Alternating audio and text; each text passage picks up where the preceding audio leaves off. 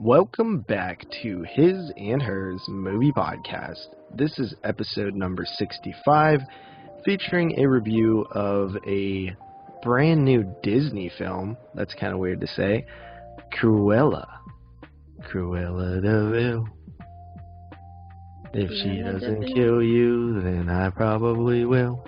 But you're not saying anything right. I'm gonna kill you. What?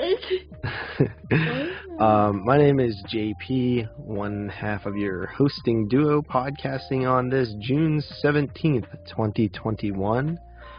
And joining me tonight, as always, is my one and only co-host, except for that time we tried to get Jeremy on, but he declined. Carly. So, we're back. We didn't put off the pod too much. We put it off one day. Yeah, which is nothing compared to what we have put it off for. Well, what do we like doing? Putting off pods. Yeah. Yeah. We like to put off pods. Yeah, I'm not saying we don't like it. I'm saying that we just be doing it. But yes, we are back. And so this one won't be a mega super stupendous pod. It'll be just like a just real quick pod. Yeah, I haven't really been watching much, if I'm being 100% honest. I've been working a lot of overtime and stuff like that, and then I've just been a little bit lazy, not really feeling like doing a whole lot. I've been watching a lot of TV, so that's been taking up a lot of my time. Usually when 22 Shots goes on break, well, not usually, but sometimes I like to just kind of take it easy and watch whatever the heck I want, and in this case, it's been a lot of TV shows. And, easy going stuff. But I still got the summer series to prep for. I still have 1970 to prep for. But I just have not really felt motivated to do the 1970s stuff. And the summer series I've been whittling away at. But I still have like a week to watch the, I think, final 5 or 6 movies for 1 year. And then I have like another 2 weeks after that. So 3 total weeks to do the other ones. Right, yes. So, in other words, you're a slackhair. Yes, I am a slacker.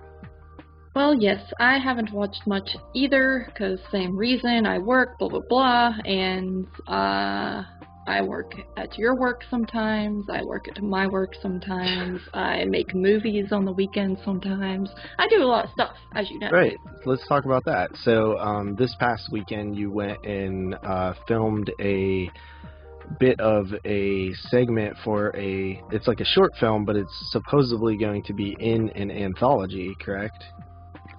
Yes. Basically, what happened was, Miss Lacey Lou tagged me in this post of this Madeline Deering, and the post was like, hey, I'm going to be filming a new short movie, like horror/comedy, and I need 2 more parts, and one was for like a goth chick in her 20s, and the other was for like a sort of goody two-shoes chick in her 20s, and Lacey was like, you should audition for this, and I was like, yeah, and so I sent in an audition tape, which the way I did that, because I was like very eager, I could have just got a friend to do this, but I was eager to send it in, so I literally used my work phone, and I found a scene in the script, because she sent me the script over email, the director, and I read all the lines of the other characters, so it would be like, hey, Sophie, right? And then I would pause, and then it would be the line that I'm supposed to say, and then I would say the next person's line, and then I played that, and then I just filled in the lines, and I acted, and I sent that in, and she said that they picked me over 2 other people, which was cool, because that made me feel good that because the first movie I did was kind of just like a last minute, like, yeah, come on, we don't even know if you have any talent or not, but this one, it's like you actually had to audition, so that was pretty neat. But sent that in, and then they were like, yeah, we're going to shoot on the weekend, which was this past weekend, and it was supposed to be Saturday and Sunday. We started filming on Saturday, but unfortunately the camera battery was dying, and then their backup camera battery wasn't working for some reason, so they were like, we'll just finish on Sunday. and we were going to finish on Sunday anyway to put in the actual gore scenes and everything, but it was supposed to rain all day Sunday, so we have to finish it now tentatively next weekend, so hopefully that works out. But yeah, it's a little short horror comedy, and it's going to be within an anthology that has, I believe they said, 2 other shorts and a wraparound. So, and it already has like distribution and everything, which I forget like where it's from and everything like that, and who the other directors are because I suck. But is it like self-distributed? I don't know what that means. Like, are they distributing it themselves? Like the director? Yeah, because like didn't she do another film that you? Yes, but that was one that she hasn't, like, this one actually has like legit distribution, and I guess that other film they put it on DVD and everything and like gave it a cover and stuff like that, but it didn't take off yet and get like actual distribution for like stores and whatnot. That's just like she got like copies made for her, you know what I mean, and like gave it to us and stuff. Right. Well, who's distributing this? As I just said, I don't remember because I suck. I just said I don't know. Stop asking me. I look stupid. Well, I'm sorry. Why are you so hostile towards me lately? I'm not hostile because you're not. I get hostile when I just say something and then you don't listen and then go on to ask me something I just said. Like I imagine is it like it got to be one of like the, like I can't imagine anybody putting out, because this is shot on video. You didn't mention that. I was going to mention that. Yes, it's shot on video, and it's not fake shot on video. Like, they actually have a camera, you know, an actual shot on video camera. So it's not, because some people make fake authentic shot on video, or, you know, they try to make it look authentic, and they do the editing afterwards, but this one's actually shot on video. So it's pretty cool, because it actually looks, like, old and everything. But like video? Yes, old video, yes. Just video. It doesn't have to be old video. I mean, it looks like it looks like it's from the 90s or something. It looks like video. Do you know what shot on video is? Yeah, I know what shot on video is. It's freaking, I'm saying it looks like, because it's like set in the 90s too, like, or early 2000s or whatever. Like, the movie is actually set in older times, so just saying. You're getting so mad. I'm just trying to, like, talk to you. No, you're trying to make me look dumb, like always. You're asking me who distributed the movie. I told you I forget. I'll get back to you on the next show and tell you, and I'll tell you the other directors doing the other shorts too, because I like was told that. Unless you want me to freaking message them right now and freaking ask. Is there nudity in this movie? No. There's not. Okay. Why? Just saying. Because I just was curious if you're, like, flashing your boobs or not. No, buddy. I just started making moves. I'm not going to do that yet. Yet. That's when I that's when I made it in life, that I'll start doing that. But until then... I feel like most people start by showing their boobs and then they make it and they don't have to anymore. No, sometimes they don't make it and they just show their boobs and then it's like, oh, I showed my boobs and no one. So is this something that you're gonna keep pursuing? Like, are you? I would like to. I mean, I feel like this crew of people is really nice, and if they like me, like, I could probably stick on, and because they already have like another, actually a bad shark movie lined up. Director's very into bad shark movies, and it's like called, it's like a bathtub shark attack type movie that they have lined up, and I think that's funny. But you would probably have to get naked for that one. No, I wouldn't. Yeah, I mean, that's pretty cool. You know, I like that, you know, I think that it would be fun to shoot stuff, even if it's, you know, little no-budget shot-on-video stuff. I mean, it's somewhere to start. I know our friend Rebecca does a lot of stuff like that. Yes, and Rebecca actually does a podcast with this Madeline, which is just a quinky dink.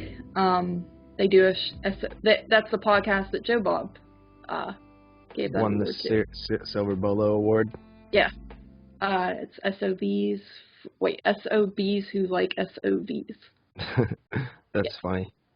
Yeah, I mean, I dig. I like some shot on video stuff. Obviously, a lot of it's crappy too, but it has it's like an acquired taste. Like, some people like it, some people don't. I feel like you need to watch some shot-on-video movies so you're a little educated on it. Well, I watched the first move that this director has made, which I'll talk about briefly, and then I also have watched Dark Harvest, so I think I know everything. Dark Harvest is like one of the, like, when I first seen it, I was like, oh, this is pretty fun, but then like I watched it again and I was like, God, this kind of sucks. Beyond the Seventh Door is fun. That's an anthology shot on video film that was considered lost. I'm actually staring at it right now. From Intervision. Intervision puts out a lot of shot on video stuff. The Dark Harvest is one of those. Yeah. Beyond the Seventh Door is a 80s Canadian anthology film that was like either not released or only had that little VHS release back in the day. But it got put out, I don't know, probably like 5 years ago by Intervision from 1987, and it's a pretty fun one. I think it's one of the better ones. Of course, Video Violence 1 and 2 is that one's a pretty good shot on video film. Wood Chipper Massacre. I've seen that one. Cannibal Campout, I think, is one. There's a handful of okay ones. But yeah, so that's pretty exciting. Proud of you for putting yourself out there. How do you think you are as an actress? I'm sure that it's like cheesy, right? Like it's intentionally cheesy because it's shot on video. Yeah, it's definitely not like that other movie I did, which that one actually just wrapped up finally about a week ago. Like officially, they got everything done, and she posted that she was going to be editing that one together and like posting scenes as she does it, because there's like a private group that we have for that movie, which is called Cold Blooded. So hopefully, that one can. They said they were trying to get that one into the indie film festivals and whatnot. So hopefully that one can take off a little bit. But that one was more serious. This one is like it's very comedic and silly. And it's a lot of fun. It's been a lot of fun to film it so far because of that. The director and everyone's like cool with ad-libbing, so I had a moment where I did a lot of that, which I usually wouldn't even do that, but they kept on rolling, so I was like, okay, I shall just keep on talking. But as an actor, I think I'm okay. I feel like,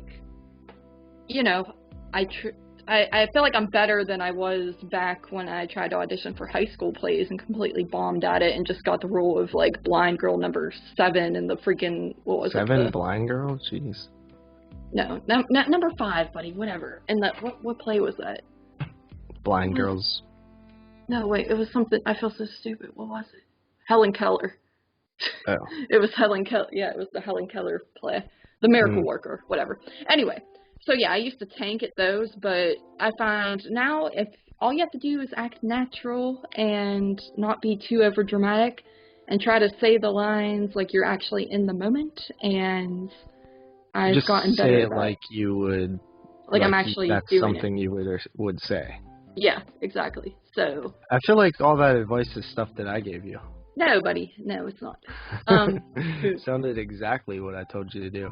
No, buddy. Actually, I didn't. I don't think you ever talked to me once. Well, the reason that like I feel like I would be like okay at acting, depending on like my headspace, and the reason why is because we used to like film skits when I was younger. You know what I mean? Like me and my friends and stuff, like particularly Martin. Yeah. And he would always like direct them, and I would more or less like do the acting stuff. He would too. But it was just like, it was fun. And I feel like at a certain point, like the more comfortable I was, realized that like, oh, I just need to say this like I was really saying it. Like, what I mean? Like not think about it, just naturally talk, like have a conversation or whatever. But I also think that like if I was nervous, it would be harder to do that. Yeah. Yes, it did. Like it's like harder when you go, like when I was doing the audition, I kept, I screwed up a few times, so I just like deleted it and did one until it seemed good. So it is a little scary when you're actually doing it with people watching you and stuff, but once you get the hang of it and get into it, it's a lot of fun. And that's the one thing. I've been having fun doing it, so that's kind of why I would like to continue doing it in the future too, if I get the opportunity. Plus, you get to meet new people that are, typically in this genre, especially the no-budget films, you meet people who have similar interests, and that's always fun because we could always use more friends that like the same stuff that we like. Yeah. And yes. Like, it's cool. I mean, it's cool. I'm, like, going over to these people's apartments, and I'm just sitting there, and I'm like, I'm in some random person's apartment that I just met today. So it's like, and that's something I would have never done before. But everyone's, like, super nice and cool. And her apartment was pretty cool. It was, I told you, like, she had, like, a bunch of movies. And, it looked like our place or something. So it's cool when you meet someone in real life that also has their place all decked out with, like, horror movies and figures and VHS. Like, there was a VHS player and an old TV and stuff and just all that cool stuff. And they live out in, like, Pittsburgh area. These people all live kind of closer to Pittsburgh that are in the film, so... Yeah, there's a pretty big film scene in Pittsburgh area, so it makes sense. Yeah. I mean, even when we would go to the Hollywood theater, like, even the types of people that were there, you could tell they were all locals and were, like, just into cinema and horror cinema and stuff, which is pretty cool. And when we go to, like, the horror drive-ins and stuff, like, you could tell most of those people are from the area, except for that one guy from New Jersey who comes every year and always parks in the same place and talks to us once or twice. Yeah, that guy. But yeah, I mean, it's cool. I'm happy for you that you're getting to do something, and if you decide to pursue it further and, you're going to get better at it and stuff like that, and if you just kind of want to do it a few times and stop, that's cool too. I think it's pretty cool, though.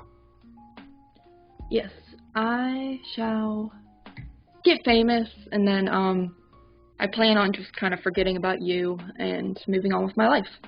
Oh, well, I plan on if you get famous, then I can just quit my job and you can take care of me my whole life. Right, I know that's your plan, and that's why I'm just going to get famous. You're going to become J Who, and I'm going to leave. Dude, whatever. Anyway, I got a new mic stand. It's pretty cool. By the way, off topic, but I'm not recording, so hopefully yours goes through. Yeah, why aren't you recording? I forgot. Buddy! Yeah, I've been recording, but okay. That makes me good. Yeah, me too. So besides that, anything else you want to get off your chest? What shall I get off my chest? Is there a thing that's on my chest that I need to get off? I don't really think I have anything on my chest, buddy. Right, oh god, there's a spider on my chest. Okay, no, go on. You're lying. Yeah, I am. If there was a spider. Dude, you guys are so lame on that Dave Z post being like, I'm not gonna kill the spider. Bullshit, he killed a spider for me before. You know when? You slayed a spider. Remember that one time you were over at my old apartment where I would get those giant spiders and you had to kill it because you were scared because it was really big? No. Yeah, it happened, and you definitely didn't. But you also, I was going to say, you could even attest to the fact that if there's usually bugs, I put them outside. Usually, but I'm just saying that you slain a spider, and I'm also just saying, like, everyone acts like they're such good people, and it's like, spiders have, like, everywhere in the world that they can be. It's the same thing as, like, birds. Like, you always say, like, if you hit a bird, that's natural selection because that bird is stupid and it can fly. Like, that's the only being that can fly, and yet it's getting massacred by a car. It deserves it. Like, a spider deserves to be smashed because it knows it's ugly and it's in my house. Go outside. Okay, dude. What? What? Okay. Okay? Yeah. Why are you so upset? I'm not upset. Oh, okay. Well, I was just being funny, so I guess we shall move on now. Okay, I don't think I have. Oh, I recorded a DVD/Blu-ray/4K update last night, so check that out if you want to. Picked up a lot of stuff. There's a lot of stuff in there. Okay, dude. All right. Well, I guess let's move on here to the what we watch segment, and I can tell you right now, mine is very small. Mine's not too big either. All right. Well, I guess you can go first. Okay. Alright. So first up, I've been trying to prep for the summer series, and I'm pretty much almost done, so that's cool. But first up, I watched Terrified from 2017, and that's a movie I think we reviewed on Netflix and Chill, actually, back in the Disney day. Yep. And you can find that on Shudder. And it's kind of like a weird, almost like anthology type movie, but it's like told in a weird way. I remember it took me like 2 watches to even understand like what was happening. Can you tell those cars to like settle down? I can't help it, and I'm like, you're not even recording, so it's not like you have to whatever. Anyway, so yeah, Terrified. It's a pretty creepy film, I will say. It's got, especially at the beginning, there's a lot of creepy moments, and it's, spooktacular. Is it my favorite, though? Not really. I didn't like it as much as a lot of other people did, but I still think it's a spooky watch, because I'd watched Satan's Slaves a while back, too, and Dave brought up, he said that would make a good double feature with Terrified, and I'm like, yes, because they're 2 spooky moves. So, yeah. Terrified, though, it's pretty cool. On Shudder, if you have not watched it, watch it. Then after that, I'm not like super into that one like some people are. Yeah. Like I thought it was scary, and I was like, oh, that was pretty good. But like some people love it like it's the best thing since sliced bread, Yeah. Yeah, I know. Yeah. But yeah, after that, I watched Cheerleader Camp from 1988. And I'm not going to go too much into this, as it will be Slumber Party Massacre's next review, but, it is a slasher, surprisingly from the late 80s, and it takes place, obviously, at a cheerleading camp. And it's got Jill Tuck in it from Saw, which is the whole time... Jill Tuck from Saw? Yeah. Who's that?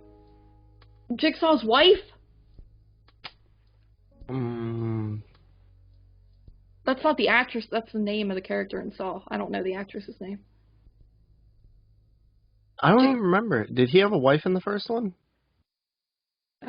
Okay, Saw 2, 3... What, are you serious? Are you joking? Is that a joke? No, I don't know I can't picture the actress. She's blonde hair, she was pregnant and got smashed. You are hostile. What? Oh yeah, that girl. Yeah, I can't remember her face, but I know who you're talking about now. Okay, yeah, well, she plays in this movie, which is kind of random. Well, you said Saw, so I was thinking Saw 1. I just mean, like, from Saw, like, this freaking series. Why are you so mad tonight? I'm kind of annoyed that I made a spider joke and you, like, were sad about it. I was reading something. I didn't even hear your joke. Are you serious? Like, that's what's annoying. That's why I'm mad. Like, pay attention to me during our podcast. There's 2 of us. I could see if there's like 10 of us. No, not 10, but no, like I was reading something that I was gonna bring up, but then I didn't. So get over it. Okay, well, like I'm just saying, acknowledge what I say. Anyway. Okay, so I'm not gonna talk about this movie because we're gonna review it on that show. But what is it? Cheerleader Camp. Yes. Is that the one with the girl doing the like jump in the air with the skull and the pom poms? Yeah, that's like the trailer, and it's the cover, I believe. Yeah, I've never actually seen that one. Yeah, I hadn't either. How was it? It was fun. It's kind of weird. Like I was saying, it's like from 1988, which is kind of weird because it feels like from the early 80s when all those big slashers were coming out, and it's not. Like it actually feels like an early 80s film, just the whole vibe of it. Maybe it and, was. It feels like it's like too late. Like several years too late, but at the same time it was a fun movie. I liked it. But Leif Garrett's in it. yeah. After that, I watched One Cut of the Dead from 2017. One Cut of the Dead is a move that I thought was pretty cool when I first watched it. It's got a very neat twist in it, so it's unique in its storytelling, and it almost kind of makes people question if it's even really a horror movie in that aspect. And I thought it was cool. However, I feel like it's one of those ones where you watch it again and it's like, okay, I already know what happens and everything, and it's not as cool the second time around. Still think it's a good movie, still think it's a fun concept, unique concept, but, you know, just the second time around watching it this time, I wasn't as into it as the Which initial one? watch. One Cut of the Dead. Oh, I never watched that one. Oh, you didn't? That one's long. Isn't it like 2+ hours? No. No? It's like no, it's like short. It's like an hour and 40 maybe. Oh. Or 30. So, yeah, it's not long. That's why I always thought it was really long. That's why I didn't watch it. No, buddy. It's like that zombie like movie on Shutter. I know Joe Bob showed it one night. Oh, yeah. Alright, well, after that, I watched Ready or Not from 2019. We had a lot of fun watching this in the theater when it came out. Be prepared, because I'm pretty sure Dave Parker is a hater of that one. Oh, for real? I don't think he hates it. I just don't think he really sees it as very good like everybody else. Alright, well, I don't have to be prepared because he's not on that year with me, so. Oh. That's 2019. He's on 2017. Why would you really think Dave would be on the year that everyone's talking trash on? I didn't know what year it was from. Oh, yeah. 2019, buddy. We just saw it. But yes, Ready or Not, I think it's a fun, good old film. We had a blast with it, and I still had a fun time with it this time around. I don't know if I had a blast with it. I liked it, but I feel like you had more of a blast. We had a lot of fun with it. I thought we had a good memory with it, but okay. It's a good movie. Why are you so mad? You're making me mad. Like, I'm not. I'm not doing anything You're wrong. perfect. You know exactly what you're doing. What was that noise you just made? That's your laugh. That's what I hate it. Like I can hear it revving up. Quit it. No, but okay, dude. Ready or Not's good, and you hated it. I had a good time though. No, I didn't hate it. I liked it. I gave it an 8. Okay, cool. After that and last for my movies is the movie I talked about earlier, which is Spirit Animal, which is that Madeline Deering's first film. And it was, you know, a full-length film. I don't know what the runtime was on it exactly. It's not listed online or on the DVD cover that she gave me. I don't think so, but it wasn't too long. But yes, it's called Spirit Animal 2019, and it's a shot-on-video move, of course, and it's basically kind of opens up with these kids at a campsite, and the camp counselor saying they all have a spirit animal, and then this one kid's like, this is some bullshit, we can have multiple, and then one thing leads to another, camp counselor gets killed by an animal, and it says it's a spirit animal, and then the movie kind of goes on. I think it's like 20 or 30 years later. This group of teenagers go out to a cabin for, New Year's Eve. They go out to a cabin to, you know, do teenager things, and they start getting attacked by a bunch of spirit animals, and the spirit animals are literally just like a dude wearing different masks of animals and killing them. And honestly, my honest opinion, I had a pretty fun time with it. A lot of nods to other horror movies in this, like, you know, tiny little nods. One being at the end, it comes up saying you've been watching Spirit Animal, like Dario Argento would do in his movies, and some other little things in there too. There's like a Carrie nod and a Sleepaway Camp, several Sleepaway Camp nods, and I thought that was cool, and like, I see what you did there. Thought it was shot pretty well, and, you know, they did get a location. They rented a cabin, and apparently they rented this cabin, and originally the movie was supposed to be shot in like a big cabin, but it was actually like whatever they could afford was like this crappy little cabin that could pretty much fit like 2 people in it barely. So they kind of just made a joke of it in the movie. So it worked out for that. They kind of just changed the script a little bit, and I thought that was funny. You know, the performances, the acting's like okay in some parts.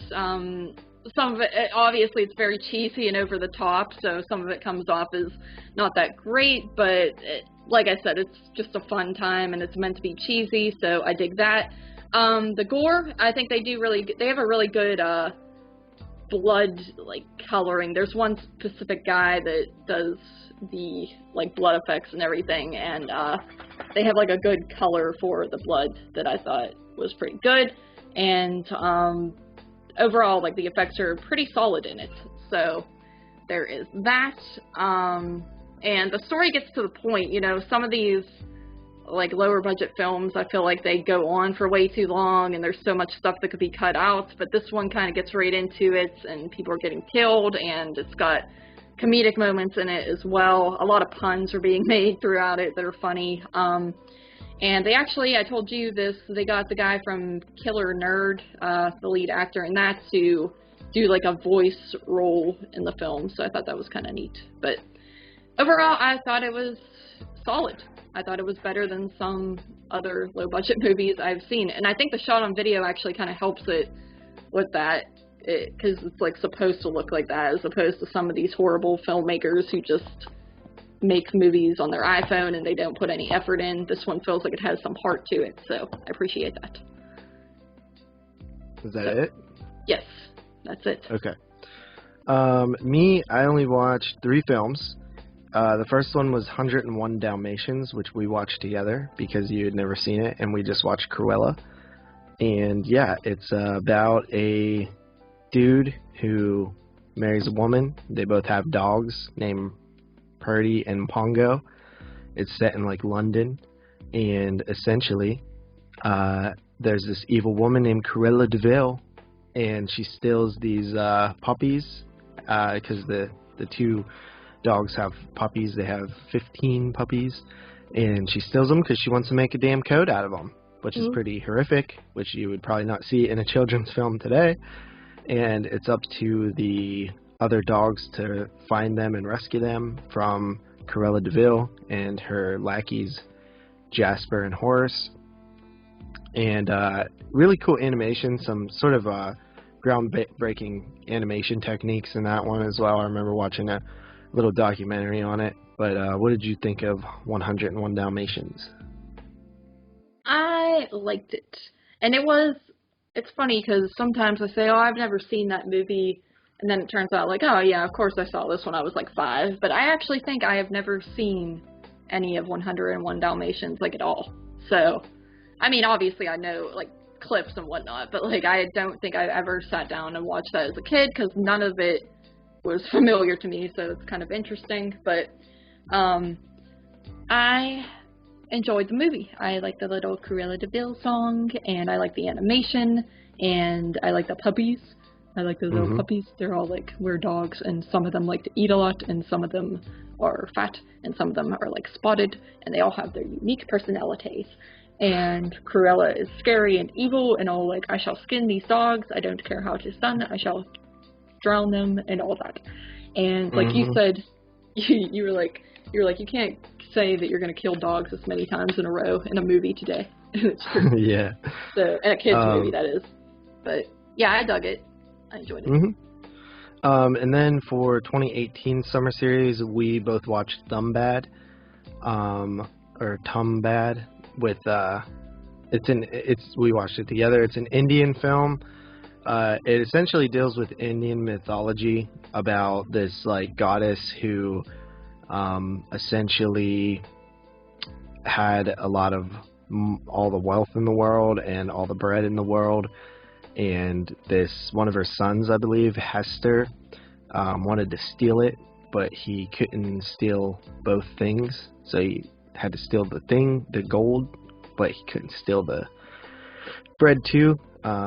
It's a cool mythology, and it essentially follows, it's about greed, and it essentially follows this guy who is sort of a kid when he's introduced to legend because his great-grandmother or his grandmother has been cursed by the legend, and it's really scary. And then he figures out a way to basically steal the gold. And yeah, that's the movie. What did you think? I did not really care for it too much. I'm not going to front. I shall not front. Not a front to be had. I don't know. I wasn't into it really. You were all into it. I was not into it. And I just don't like movies that are set in, I guess, wherever this was, India. Nor do I like movies that are set in old times. Nor do I like movies that don't... To me, it didn't really feel like a horror movie. It felt like it had some creepy, like, did-up things in it. But then it wasn't scary to me. JP thought it was scary, but I don't know. I did not. Did you really just BRB me and make me talk about Tumbbad? Like, that was the worst time to BRB me. Yeah, my computer was literally about to die. Yeah, well, like, that was like, you're like, take it away on Tumbbad. Like, there's nothing I can really say much. No, it's a really good movie, I think. I like the music. It's very cultural. The acting's really good. The monsters are pretty cool and well designed. The mythology itself is really neat as well. I think that's one of the strong points about it. It's a pretty good movie. Okay. And after that, my last one, I watched Taste the Blood of Dracula from 1970. This is one of 2 Dracula Hammer films to come out in 1970, which is, the other one is Scars of Dracula, I believe. And I started watching Scars of Dracula, and then I was like, wait a minute. I was like, I forgot that all these Hammer movies have, like, continuity, like a little bit of continuity at least. And I was like, well, I should watch Taste the Blood of Dracula since it came out right before it, and also the same year. So I decided to order Taste the Blood of Dracula on Blu-ray, checked it out, and yeah, this one is actually, and I had actually seen the one before this too, I think, which is Dracula Has Risen from the Grave from 1968. And yeah, so, which is probably my favorite that I've seen. I've only seen like 4 of them. But anyway, it basically follows, it opens up with the end of Dracula Has Risen from the Grave, I believe, like kind of at the end, where this guy sees Dracula get killed and finds his like blood powder, because he turns into like a misty powder of blood, and his like amulet, and he essentially takes that stuff. Later on, there is like sort of this like cult guy, and he meets these 3 gentlemen who are all like, you know, very distinguished and are looking for excitement at the brothels and stuff like that, and bored with their lives. And he convinces them to come do this ceremony where they drink the blood of Dracula, so quite literally taste the blood of Dracula. And this sort of like reincarnates Dracula. It's kind of done in a little bit of a weird way. Like, I thought that the guy would just turn into Dracula, but it's like not really. And the 3 people like bounce out of there because they're like, holy crap, you know, we're in over our heads. They were kind of like pussies essentially, and just acted like they were badass and would be into cult ceremonies and stuff. And then Dracula's all mad because they killed the guy that like reincarnated him, but that's the only, I feel like that's a kind of a crappy motive, because it's like, why would he even care? He's Dracula, you know? Like, what? I don't think he cares about his servants or whatever. And he didn't even know that guy, so that's kind of weird. But then one of the 3 gentlemen that he's after has a daughter, and he's like a really big prick to her and won't let her go out and stuff like that. It's pretty good. I enjoyed it. It's a good vampire flick, good Hammer flick. Christopher Lee, of course, as good old Dracula. Ralph Bates is in it as sort of the guy who awakens Dracula, and I just watched him in Horror of Frankenstein, as he plays Victor Frankenstein, and I thought he was really good in there. I think he gets kind of a little bit of hate, but I kind of like him as an actor. So yeah, that's Taste the Blood of Dracula 1970. Pretty good move. Yeah, sounds great, buddy. All right, and the last and final move that we're going to talk about, our featured review, is Cruella from 2020. So, 2021, sorry. So, first of all, like, what did you have any expectations going in this? Is this something that you even wanted to watch? Because I kind of suggested we watch it. Is it something you were, like, looking forward to? Is it something you would have not watched if it weren't for me? Like, what's up? I probably wouldn't have watched it if it weren't for you, just because, obviously, I didn't see 101 Dalmatians, so it's not like I'm like, oh, yay, an origin story of Cruella, this is what I've been waiting for. But by the trailer, I thought it looked pretty interesting, honestly, so I wasn't opposed to watching it. Buddy? Yep. Yes. I wasn't opposed to watching it, as I would be with, like, a new Star Wars move, or a new, what else stupid move did you make me watch move? Star Wars, that's a good example. Those I don't feel like watching, and I hate when a new one comes out because you make me watch it. But this one, I thought this one looked pretty good. I just kind of thought, like, yeah, you know, I'm not really into Disney, though, and I don't really know the story to begin with, so I was kind of, like, you know, lukewarm going into it, but I had hopes for it because I saw a lot of people giving it pretty stellar reviews before we got around to seeing it, so... what's the plot synopsis on that film? Really long. Okay, it says, in 1970s London, amidst the punk rock revolution, a young grifter named Estella is determined to make a name for herself with her designs. She befriends a pair of young thieves who appreciate her appetite for mischief, and together they are able to build a life for themselves on the London streets. Actually, it's like in a place, but whatever. One day, Estella's flair for fashion catches the eye of the Baroness of von Hellman, a fashion legend who is devastatingly chic and terrifyingly hot. Hot. Is that how you say that? Whatever.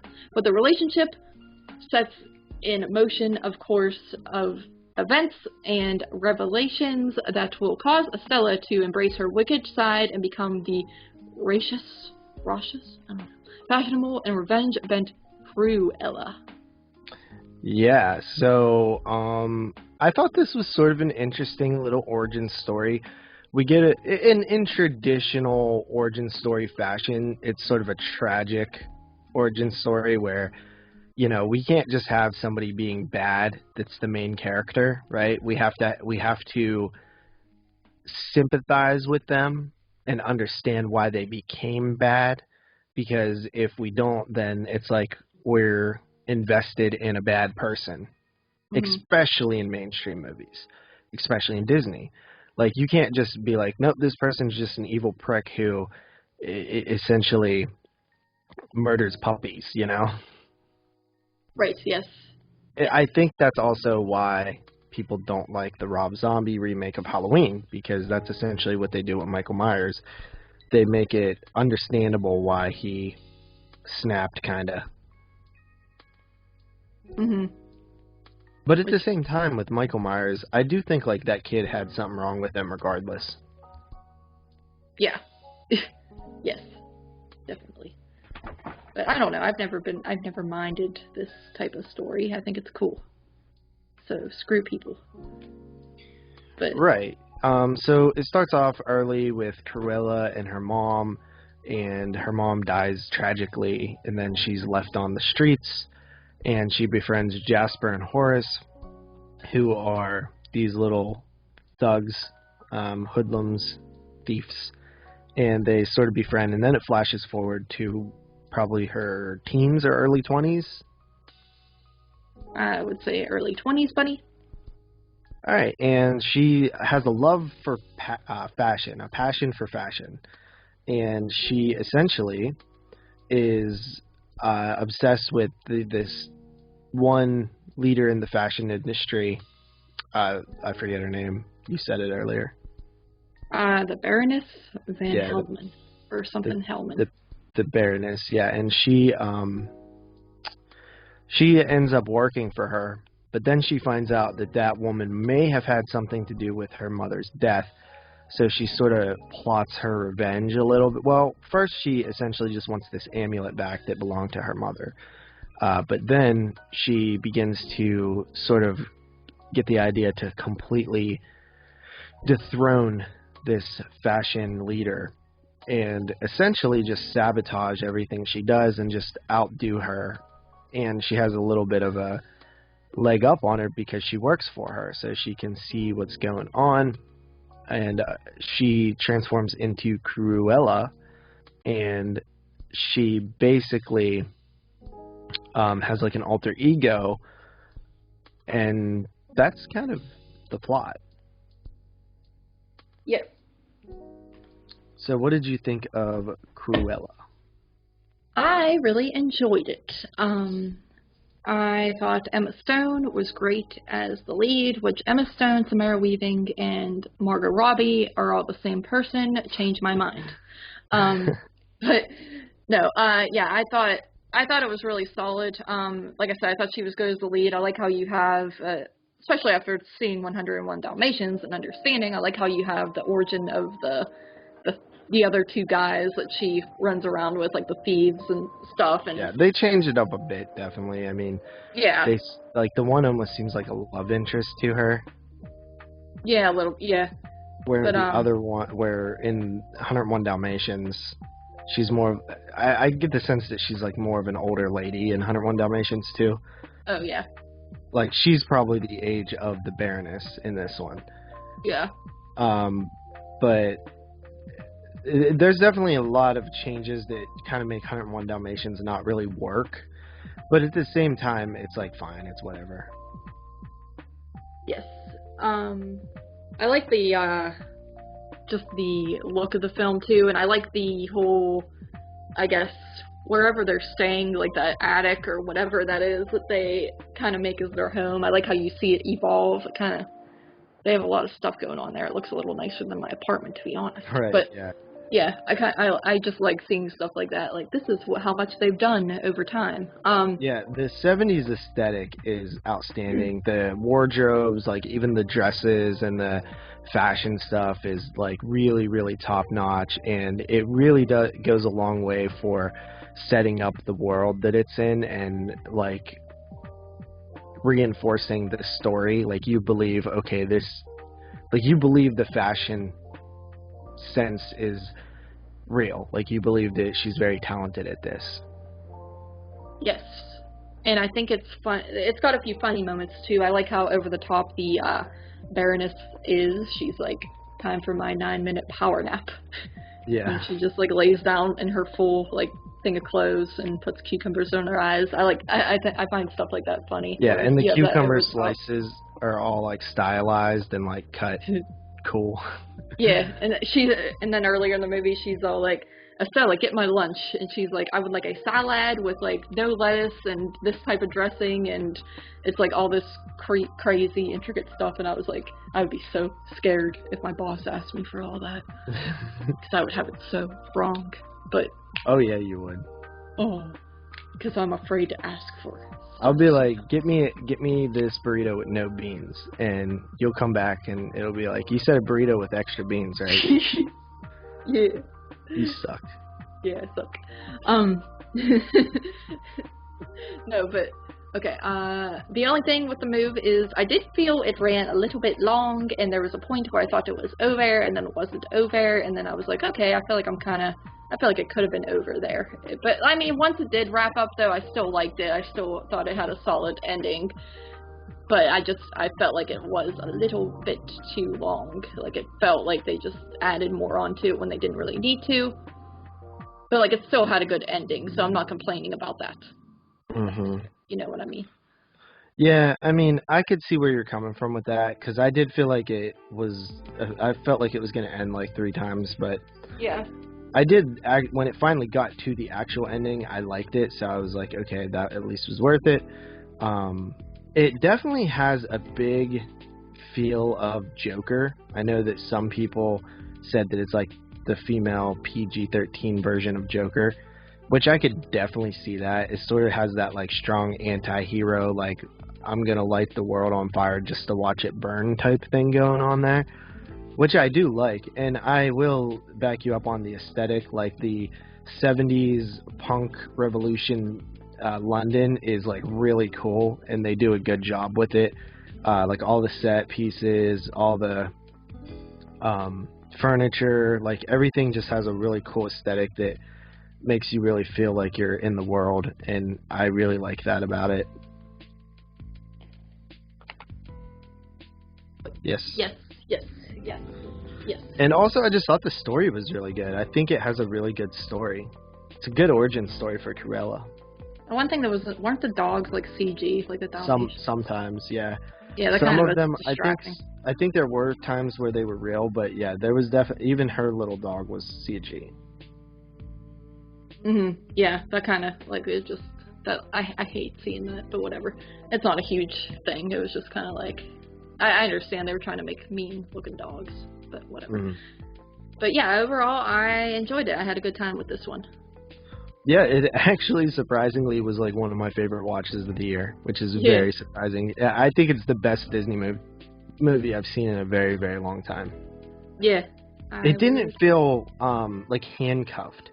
Right, like a lot of Disney movies, they feel like they're handcuffed to Disney, and there's like not a lot of creative freedom, and it's very by the numbers. This one felt like edgy, like it felt like it was like, because there is some like, you know, very adult things in it too. And honestly, I feel like the movie itself is not a kids movie. Like it didn't feel like it would translate to kids very well at all.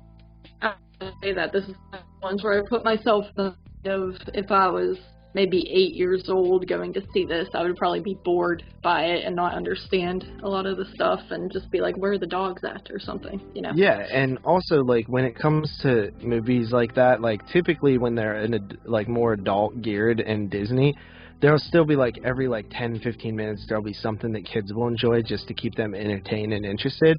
I don't think there's that in this at all. I would agree. I felt like it started out when you have like the scenes of her younger and everything. I felt like that felt more kiddish, and then once you get into the adult stuff, it's just like full blown whatever. Yeah. So, anyway, so what are you gonna go ahead and rate this bad boy? I gave this Bad John an 8.5 out of 10. I also gave it an 8.5 out of 10. Yes. So, with that said, I guess that'll wrap up our episode number 65. Don't know what we're going to do next week, but we will see you guys then. Thanks for listening, and peace out. Bye.